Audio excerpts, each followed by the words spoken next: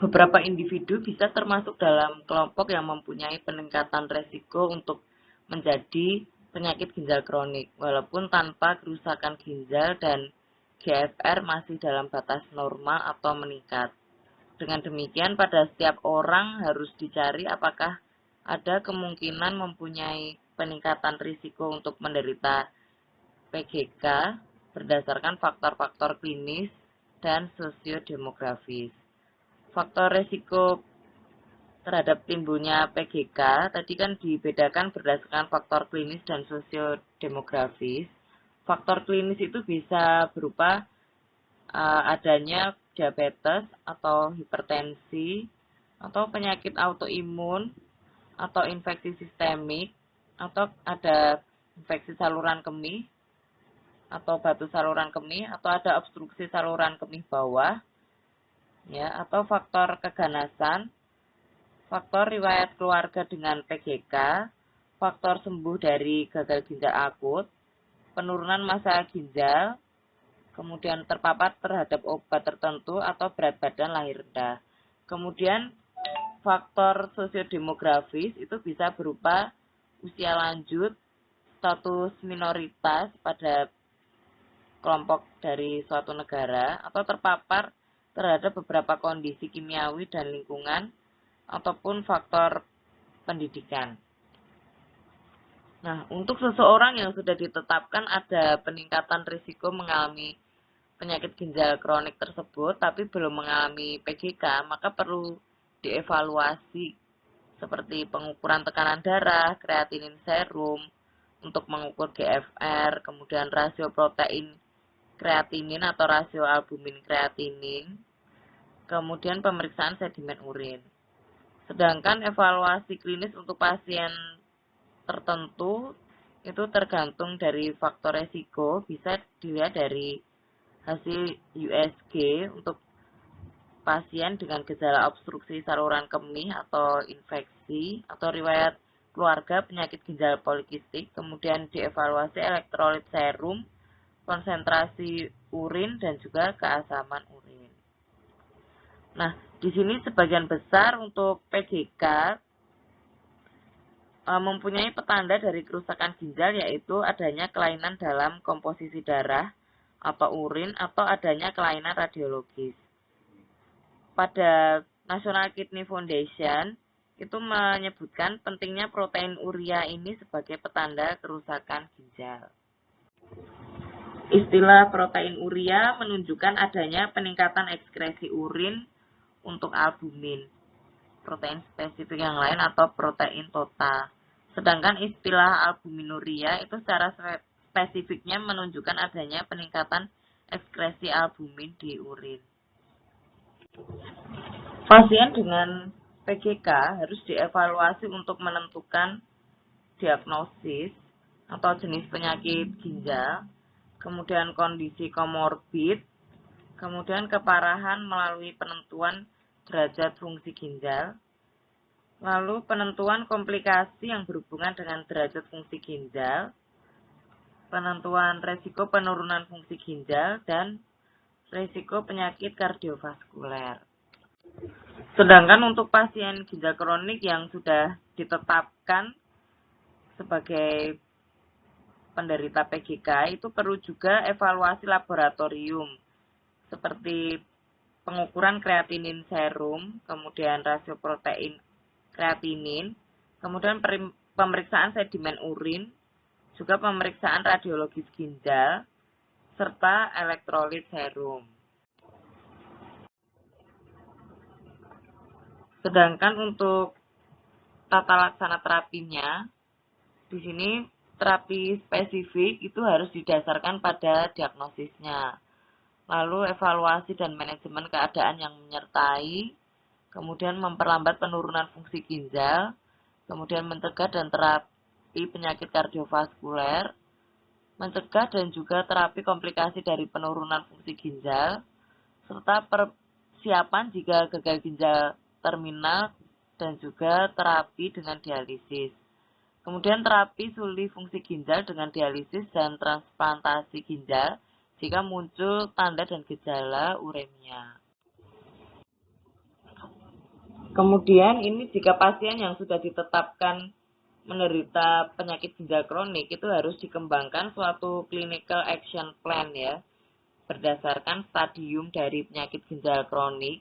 Ini diambil dari Pedoman Nasional Kidney Foundation. Bisa diperhatikan untuk stadium 1 yang dengan deskripsi kerusakan ginjal dengan GFR normal atau meningkat, nilai GFR-nya lebih dari sama dengan 90, maka action yang perlu dilakukan adalah diagnosis dan pengobatan kondisi komorbid serta perlambat progresivitas dan juga penurunan resiko penyakit jantung koroner. Pada stadium 2 di sini deskripsinya kerusakan ginjal dengan penurunan GFR yang ringan. GFR dengan nilai 60 sampai 89, clinical action-nya adalah memperkirakan progresivitasnya. Pada stadium 3 dengan deskripsi penurunan GFR sedang, nilai GFR 30 sampai 59, clinical action-nya adalah evaluasi dan mengobati komplikasi. Kemudian stadium 4 dengan deskripsi penurunan GFR berat, nilai GFR 15 sampai 29, clinical action-nya adalah persiapan terapi penggantian ginjal atau dialisis ya. Pada stadium 5 dengan deskripsi gagal ginjal, nilai GFR kurang dari 15, untuk clinical action-nya adalah terapi pengganti ginjal atau dialisis ya, jika ada indikasi uremia. Pada Pedoman Nasional Kidney Foundation juga merekomendasikan intervensi yang dianggap efektif dalam menghambat progresivitas penyakit ginjal kronik adalah dengan yang pertama pengendalian kadar gula darah, kemudian pengendalian tekanan darah, serta pengendalian aktivitas pada sistem RAA atau renin angiotensin activity. Selanjutnya, untuk tata laksana terapi pada penyakit ginjal kronik, di sini sebagai farmasis perlu mereview terapi pada setiap kali kunjungan, yaitu dilakukan penyesuaian dosis didasarkan pada derajat fungsi ginjal, kemudian deteksi efek samping potensial pada fungsi ginjal atau komplikasi gagal ginjal kronik, deteksi interaksi obat, kemudian jika perlu dilakukan therapeutic drug monitoring dengan cara pengukuran kadar obat dalam darah. Nah, pada umumnya pasien dengan nilai GFR kurang dari 30 ml per menit per 1,73 meter persegi dirujuk ke nefrologis ya, atau spesialis ahli ginjal ya. Kemudian dalam terapi penyakit ginjal kronik itu dilakukan dengan cara mengatasi komplikasi yang terjadi. Yang pertama di sini untuk kasus penyakit ginjal kronik dengan diabetes, di sini untuk terapi non-farmakologinya perlu mengevaluasi pembatasan diet protein. Ini rekomendasi dari National Kidney Foundation, yaitu asupan protein pada pasien dengan nilai GFR kurang dari 25 ml per menit, sebaiknya asupan protein tersebut tidak lebih dari 0,6 gram per kilogram berat badan per hari. Kemudian perlu dilakukan pembatasan diet garam, karena di sini diet garam itu dapat meningkatkan tekanan darah, kemudian gangguan dari GFR dan juga menurunkan aliran plasma ginjal. Untuk terapi farmakologinya yaitu dengan terapi insulin intensif, yaitu pemberian insulin 3 kali atau lebih sehari. Serta di sini yang perlu diperhatikan adalah target gula darahnya ya pada pasien diabetes, yaitu gula darah preprandialnya yaitu 70 sampai 120 mg per desiliter, serta postprandialnya sebaiknya kurang dari 180 mg per desiliter. Serta perlu juga kontrol hipertensi pada pasien diabetes mellitus ya. Pada JNC7 di sini direkomendasikan target tekanan darahnya kurang dari 130/85 mm/Hg. Pada penyakit ginjal kronik, pengobatan terhadap penyakit dasar, contohnya pada hipertensi, itu perlu dikendalikan. Karena di sini berbeda dengan pengendalian hipertensi pada umumnya. Hipertensi pada penyakit ginjal kronik itu perlu dilakukan pembatasan cairan ya. Untuk target tekanan darah pada PGK sebaiknya 125/75 mm/Hg. Di sini diperlukan untuk menghambat laju progresivitas penurunan faal ginjal. Nah, terapi yang bisa digunakan yaitu ACE inhibitor atau ARB ya. Di sini diharapkan untuk menghambat progresivitas PGK. Kemudian pemantauan faal ginjal secara serial perlu dilakukan pada awal pengobatan hipertensi jika digunakan ACE inhibitor dan ARB. Serta perlu dicurigai adanya stenosis arterial renal, maka ACE inhibitor di sini merupakan kontraindikasi. Nah, di sini algoritma yang diambil dari buku Dipiro, terapi awal itu bisa menggunakan ACE inhibitor atau ARB. Kemudian jika target tekanan darah itu belum dicapai, kurang dari 125/75 mm/Hg, maka antihipertensi itu perlu ditambahkan dengan diuretik ya. Di sini pemilihan diuretik loop ataupun diuretik tiazid berdasarkan dari nilai clearance kreatininnya.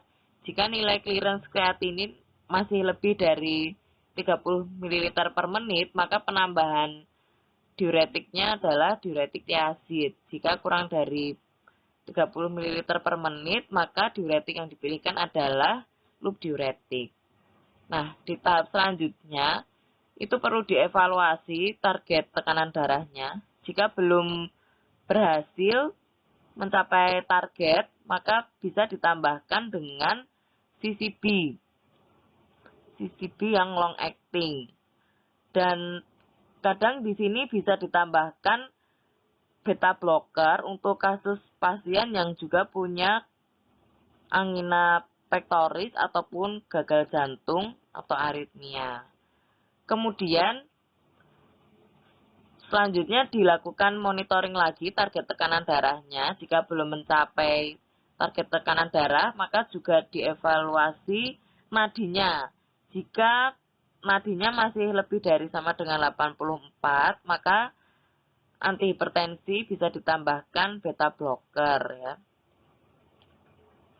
Dengan catatan di sini penggunaan beta blocker dan CCB non-dihidropyridin itu harus dihindari pada pasien lanjut usia ataupun mempunyai abnormalitas conduction ya pada kasus PGK ini. Lalu jika nadinya kurang dari 84, sebaiknya di sini dipilihkan antihipertensi CCB yang merupakan golongan lain dari CCB, misalnya pada CCB dihidropyridin, gitu ya penambahannya. Jadi kalau tadi menggunakan CCB yang long acting, itu bisa ditambahkan CCB dihidropyridin. Di sini dengan catatan jika CCB yang non dihidropyridin itu sebelumnya sudah digunakan. Kemudian ada catatannya di sini beta blocker dan juga CCB non dihidropyridin itu harus dihindari pada pasien yang lanjut usia. Nah, kemudian di tahap berikutnya dimonitoring tekanan darahnya. Jika belum mencapai target, maka dari antihipertensi yang sudah digunakan sebelumnya itu bisa ditambahkan alpha blocker yang aksi panjang atau digunakan agonis alfa sentra atau vasodilator. Di sini dengan catatan agonis alfa sentral itu contohnya clonidin itu harusnya tidak digunakan dengan beta blocker karena di sini bisa menyebabkan efek samping bradikardia berat.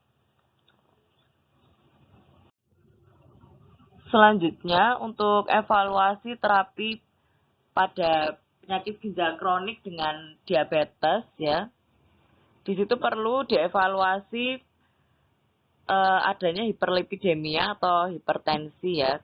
Hiperlipidemia di sini bisa dikontrol dengan makanan, yaitu dengan pembatasan ya asupan kolesterol, kemudian mengurangi berat badan dan juga exercise atau aktivitas olahraga gitu ya.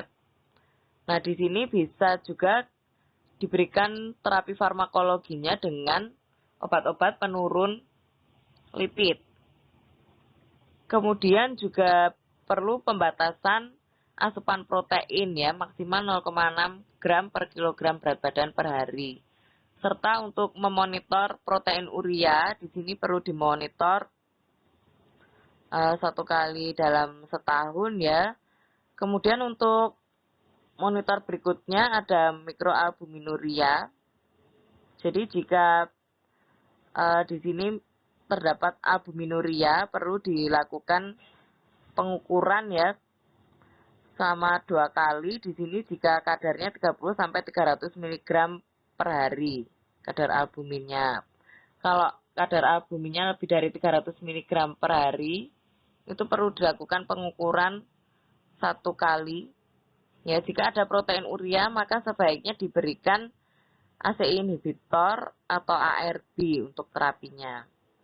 Nah, lalu untuk monitoringnya, terapi di sini bisa dititrasi sampai mencapai efek yang maksimal ya dalam pengurangan albuminuria, dan juga memonitor nilai dari kadar kalium, kemudian kreatinin ya, kemudian urinary albumin excretion.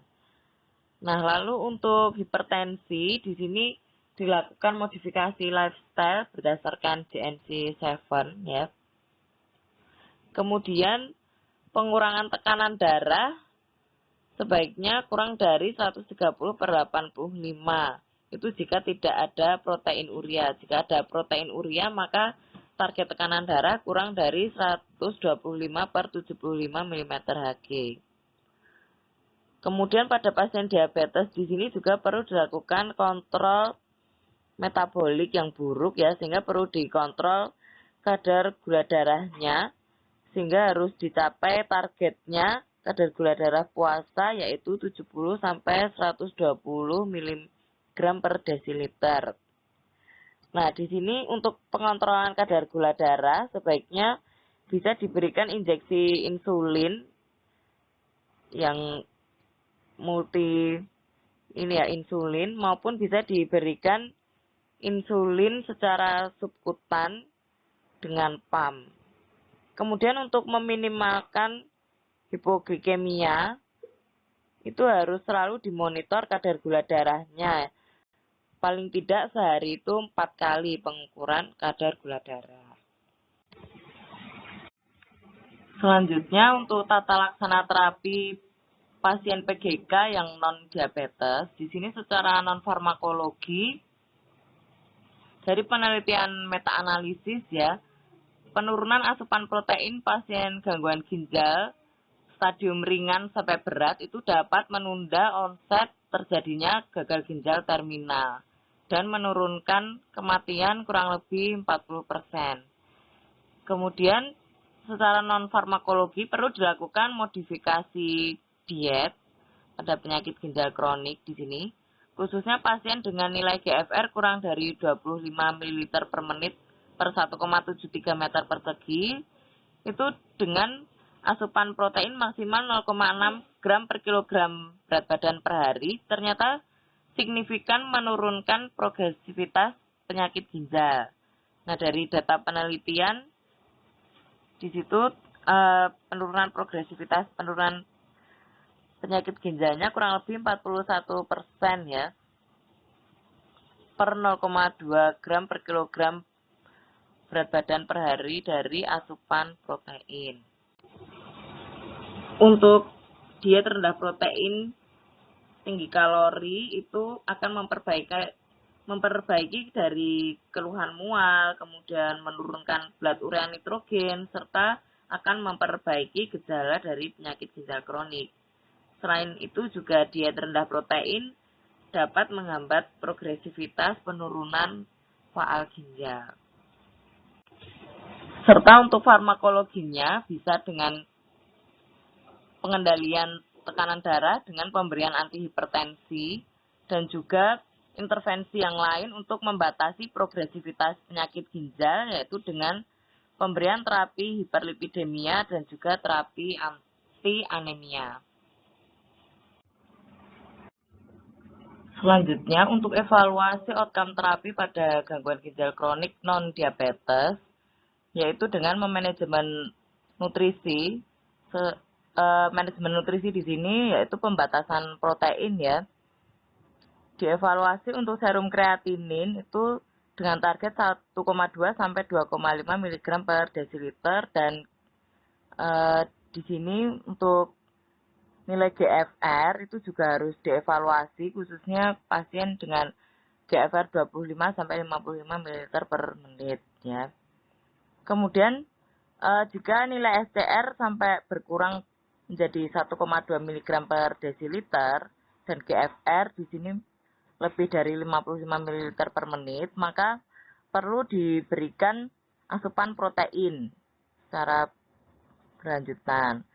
Nah, kalau SCR-nya ternyata lebih dari 2,5 mg per desiliter, GFR-nya 13 sampai 24 ml per menit, maka perlu pembatasan protein ya maksimal 0,6 gram per kilogram berat badan per hari gitu ya.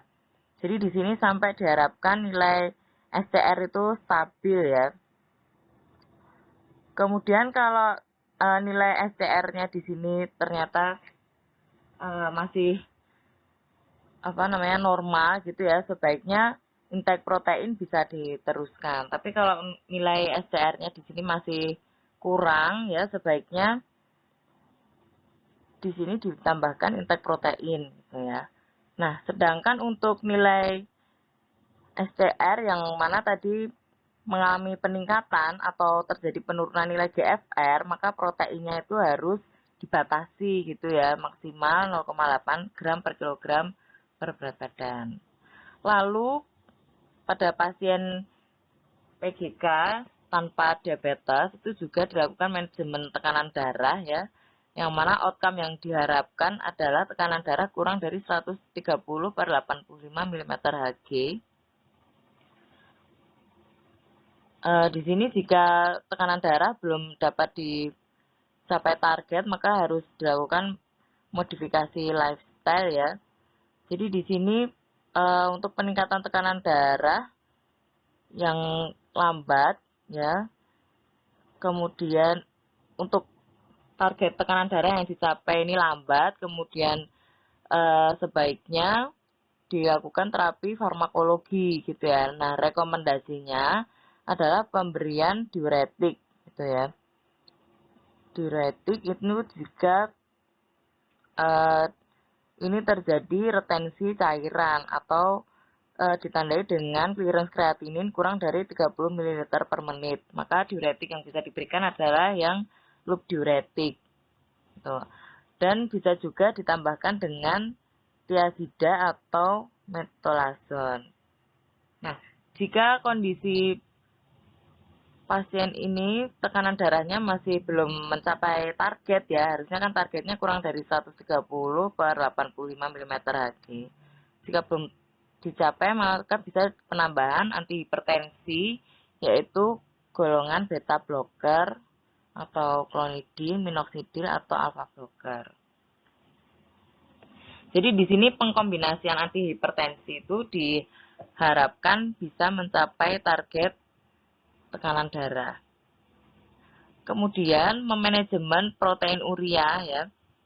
Jadi di sini protein urea itu diharapkan 1 sampai 3 gram per hari.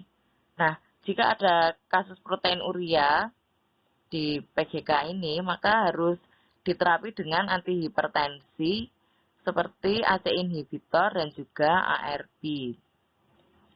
Nah, di sini target yang diharapkan adalah 125/75 mm Hg tekanan darah pada pasien dengan protein urea. Jika protein urea kurang dari 1 gram per hari, maka bisa diterapi dengan pemberian antihipertensi dengan target 130/85 mm Hg. Atau di sini mean arterial pressure-nya ya, diharapkan kurang dari 100 mm Hg.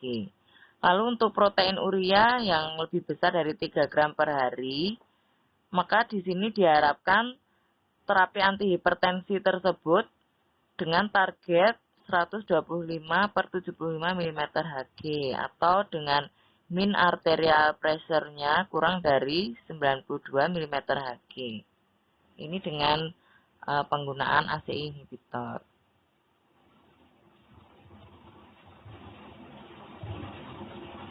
Kemudian untuk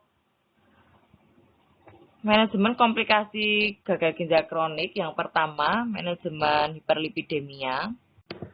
Ini saya ambil dari Dipiro, yang mana untuk indikator hiperlipidemia di sini dilihat dari nilai trigliserin. Jika lebih dari sama dengan 500 mg per desiliter, maka target yang harus dicapai trigliserinnya adalah kurang dari 500 mg per desiliter. Nah, terapi awalnya apa? Bisa terapi life change ya. Terapi life change di sini bisa dengan melakukan diet kolesterol, diet makanan berlemak gitu ya.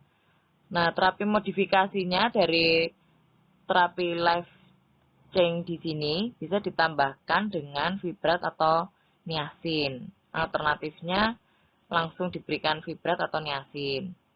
Nah, sedangkan untuk nilai LDL yang berkisar 100 sampai 129 mg per desiliter, maka target yang diharapkan terapinya adalah LDL kurang dari 100 mg per desiliter. Terapi awalnya bisa dilakukan dengan terapi life change ya.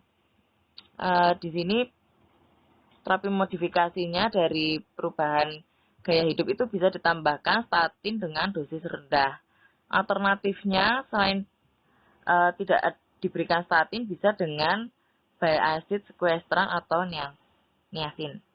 Kemudian untuk LDL dengan nilai lebih dari 130 mg per desiliter, target terapinya adalah LDL kurang dari 100 mg per desiliter. Terapi awalnya bisa dengan terapi life change dan juga statin dosis rendah. Terapi modifikasinya, terapi life change di sini dengan penambahan statin dosis sampai maksimal ya. Alternatifnya selain diberikan statin, alternatifnya bisa bile acid sequestran atau niacin.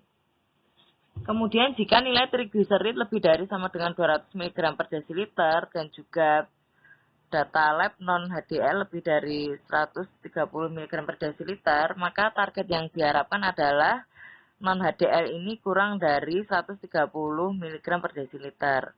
Nah, terapi awalnya bisa dengan terapi life change serta statin dosis rendah. Terapi modifikasinya yaitu terapi life change-nya ditambah dengan statin sampai dosis maksimal. Alternatifnya bisa dengan fibrat atau niacin. Di sini untuk komplikasi gangguan ginjal kronik yaitu anemia, penyebabnya adalah menurunnya produksi hormon eritropoietin oleh sel progenitor di ginjal. Di sini mencapai penurunan 90%.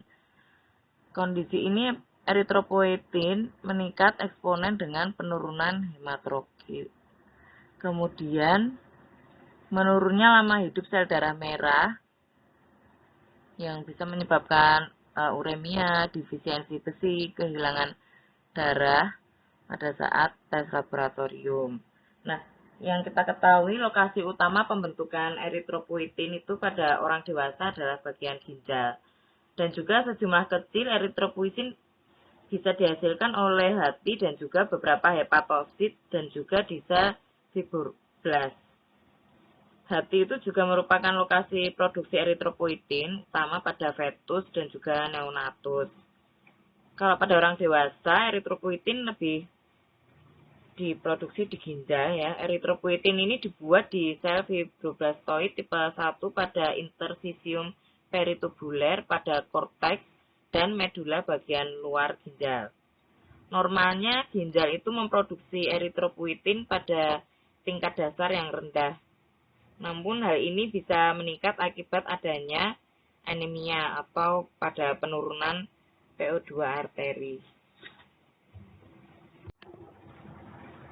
Di sini anemia merupakan hal yang sering terjadi pada penyakit ginjal kronik, namun kadar eritropoietin pada sebagian besar pasien ini tidak meningkat.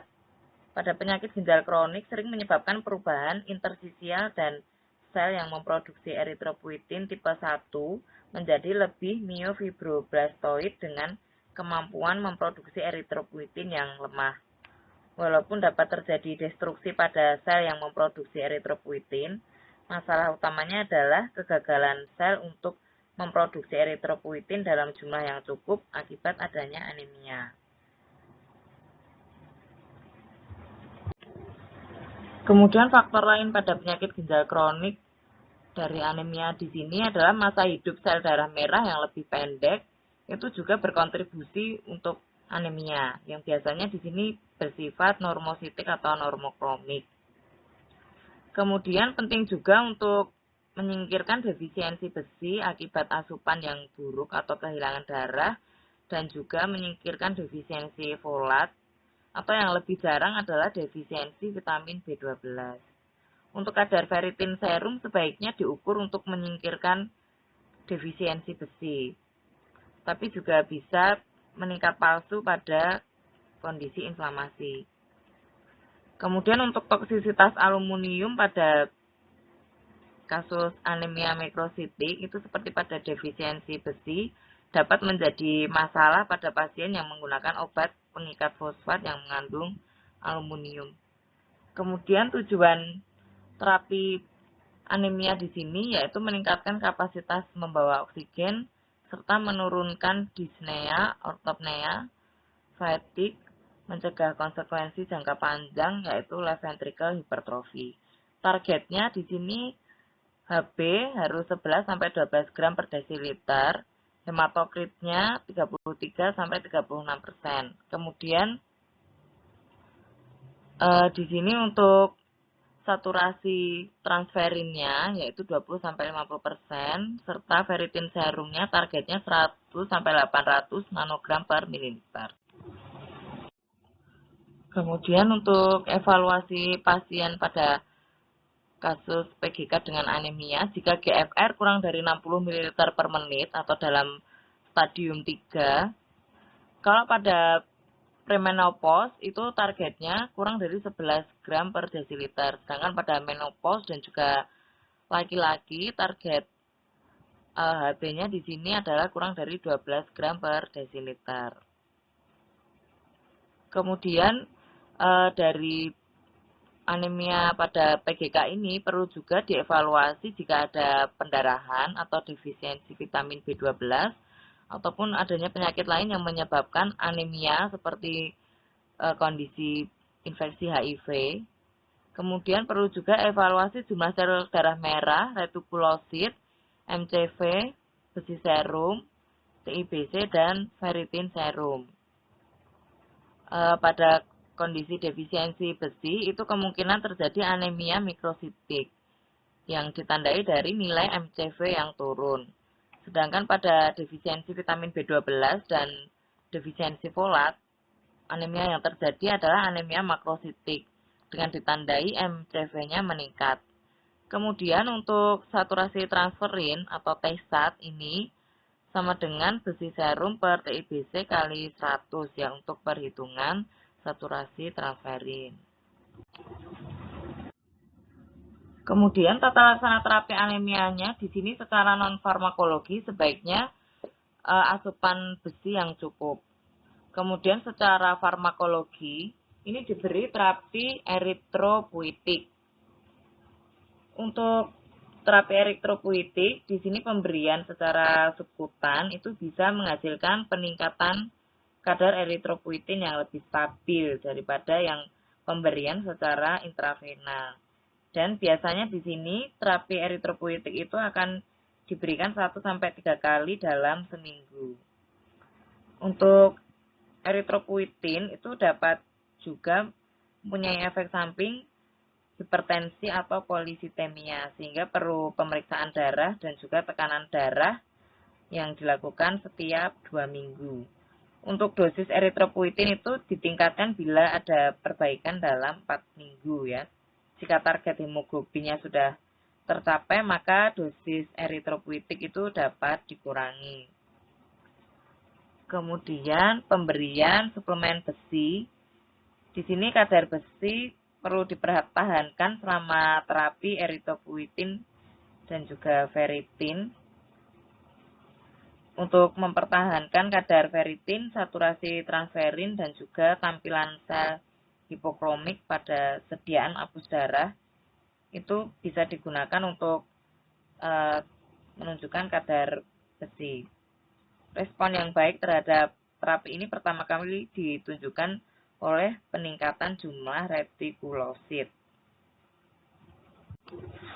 Kemudian untuk kasus resistensi terhadap terapi eritropoietik itu juga seringkali menunjukkan karena adanya defisiensi besi atau inflamasi ataupun keganasan. Kemudian terjadi hiperparatiroidisme yang berat ya, di sini dapat meniadakan respon terhadap terapi eritropoietin ya. Mungkin bisa dikarenakan adanya fibrosis sumsum tulang. Kemudian untuk farmakologi, sebagai lain terapinya bisa ditambahkan transfusi red blood cell, kemudian terapi androgen, dan juga bisa ditambahkan dengan L-carnitin. Selanjutnya di sini untuk suplemen besi, jika saturasi transferin dan juga ferritin serum menurun, maka suplemen besi di sini diberikan sediaan oral seperti ferrous sulfat, ferrous fumarat, ferrous gluconat, kemudian polisakarida, iron, hem iron, polipeptida. Kalau sediaan yang IV di sini ada iron dextran, sodium ferric gluconat, sama iron sukrosa. Kemudian terapi eritropoietik di sini mekanisme kerjanya yaitu sebagai faktor pertumbuhan eritropoietik untuk stimulasi divisi dan diferensiasi sel progenitor eritroid dan menyebabkan pelepasan retikulosit dari sumsum tulang ke sirkulasi darah. Dosis awalnya bisa diberikan 80-120 unit per kilogram per minggu secara sebutan. Kalau secara intravena dengan dosis 120-180 unit per kilogram per minggunya dalam dosis terbagi. Di sini untuk pengukuran indeks besi yaitu dilihat dari parameter saturasi transferin dan juga ferritin. Untuk saturasi transferin itu yang kurang dari 20% dan juga ferritin kurang dari 100 nanogram per mililiter sebaiknya diberikan suplemen besi secara intravena yaitu dengan dosis 1 gram dalam dosis terbagi ya. Di sini untuk suplemen besi tersebut bisa dextran iron, sodium ferric gluconat, sama iron sukrosa. Nah, jika untuk saturasi transferin 20-50% dan ferritin 100-800 nanogram per mililiter itu sudah mencapai target, namun di sini perlu pemeliharaan besi. Jika si pasien di sini dilakukan hemodialisa, maka pemberian suplemen besinya yaitu 50 mg secara intravena, yaitu sukrosa besi atau pemberian dekstra besi per minggunya, atau pemberian 62,5 mg secara intravena glukonat ferrik ya setiap minggunya dengan dosis yang dititrasi. Nah, jika pada kasus CKD awal atau dia sedang mengalami peritoneal dialisis ya, maka bisa di sini pemberian suplemen besinya secara oral ya. Di situ dirubah dari intravena itu jika dibutuhkan saja. Kemudian bisa mempertimbangkan terapi eritropoietik. Lalu jika saturasi transfernya lebih dari 50%, ferritinnya lebih dari 800 nanogram per mililiter, maka di sini perlu menghentikan dosis intravena besinya ya. jika di sini menggunakan suplemen besi sampai kadar dari saturasi transferin sama ferritinnya di sini sampai ini ya, turun gitu. Kemudian untuk penggunaan terapi eritropoietik ya, karena di kondisi ini saturasi transferin dan ferritinnya cukup tinggi sehingga tidak bisa ya kalau hanya menggunakan suplemen besi. Makanya sebaiknya sih dihentikan, tapi di situ diberikan terapi eritropoietik. Nah, kalau di sini indeks besinya sudah mencapai target ya, maka perlu di maintenance di situ penggunaan besinya. Kemudian dipertimbangkan untuk terapi eritropoietik. Tapi kalau indeks besinya di situ belum mencapai target, maka perlu diberikan besi secara intravena sebesar 1 gram. Kemudian di sini perlu diketahui ya, target indeks besi itu adalah saturasi transferin ya, 20-50% sama ferritin 100-800 nanogram per mililiter. Kemudian juga perlu dipertimbangkan terapi eritropoietik. Jadi di sini untuk indeks besi perlu dimonitor ya, sebulan itu setiap 3 bulan ya. Kemudian juga memonitor hemoglobin dan juga hematokrit. Nah, kalau untuk saturasi transferin yang kurang dari 20%, ferritinnya sudah 100-800 nanogram per mililiter, apakah di situ terjadi defisiensi besi? Jika di sini tidak respon dengan terapi eritropoietik ya, maka perlu dilakukan peningkatan dosis atau frekuensi pemberian dari besi. Kemudian merubah dari oral ke besi secara intravena ya, jika pasien di sini tidak merespon dengan pemberian terapi oral besi. Oke, selanjutnya di sini untuk monitor status anemia ya, itu perlu memperhatikan apabila ada kondisi defisiensi besi, hiperparatiroidisme, vitamin B12 atau folat defisiensi, kemudian perdarahan atau kondisi infeksi, kemudian toksisitas aluminium atau hipertensi atau hemolisis ya. Di sini dilihat dari hemoglobinnya. Kemudian jika hemoglobin kurang dari 11 gram per desiliter dengan hematokritnya kurang dari 33%, maka perlu pemberian terapi eritropoietik ya. Di sini subkutan itu lebih disarankan daripada yang intravena. Kemudian kalau hemoglobinnya 11-12 gram per desiliter, hematokrit 33% sampai 36% itu sudah mencapai targetnya, maka tidak perlu merubah regimen yang sebelumnya, sehingga di sini dimonitor saja hemoglobin atau hematokritnya 1-2 kali per bulan.